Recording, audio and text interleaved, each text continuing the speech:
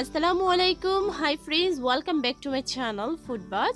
আমি এফএলিজা চলে এসেছি নতুন একটি রেসিপি নিয়ে, চিকেন স্টক। যারা এখনো আমার চ্যানেলটাকে সাবস্ক্রাইব করেনি তারা অবশ্যই সাবস্ক্রাইব করতে ভুলবেন না, আর যারা অলরেডি সাবস্ক্রাইব করে ফেলেছেন তাদেরকে অনেক অনেক ধন্যবাদ। তাহলে চলুন দেখি কিভাবে তৈরি করতে হয় চিকেন স্টক। চিকেন স্টক তৈরি করার জন্য আমি 3 কাপ নর্মাল ওয়াটার নিয়ে নিয়েছি। তার সাথে আমি নিয়ে নিয়েছি মুরগির বুকের মাংস 150 গ্রাম পরিমাণ। আমি এখানে কিমা ও পিস দুটাই দিয়েছি। কিমা দিলে কি হয়, স্টকটা একটু ভারী হয় আর স্যুপ রান্না করলে অনেক টেস্টি হয়। আর তার সাথে হাফ টিস্পুন আদা ও হাফ টিস্পুন রসুন বাটা অ্যাড করছি। আমরা এখানে সাদা গোলমরিচ গুঁড়ো ও লবণ স্বাদ মতো ব্যবহার করব। আর তারপর এখন স্টকটাকে 15 থেকে 20 মিনিট মিডিয়াম তাপে রান্না করতে থাকুন।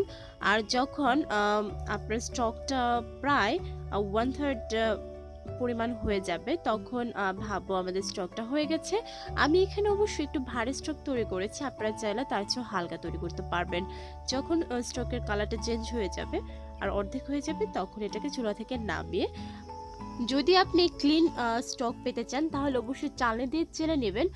বাট আমার কাছে এই মাংস সহ যে স্টকটা এটাই খুব পছন্দ, কারণ এটা দিয়ে যদি আপনি কোনো চাইনিজ রান্না করেন, স্পেশালি আপনি যদি ভেজিটেবল অথবা চিকেন স্যুপ বানান তাহলে এটা খুবই টেস্টি হয়। আপনি দেখলেন খুব সহজে কীভাবে তৈরি করতে হয় চিকেন স্টক বাসায়। আর আপনি এটাকে প্রিজার্ভ করে ডিপ ফ্রিজে রাখতে পারবেন, 1 থেকে 1.5 মাস খুব ভালো থাকে। আমাকে সাপোর্ট করতে ও এরকম সহজ সহজ রেসিপি পেতে আমার চ্যানেলটাকে সাবস্ক্রাইব করতে ভুলবেন না। সাথে আপকামিং রেসিপি দেখার আমন্ত্রণ রইল।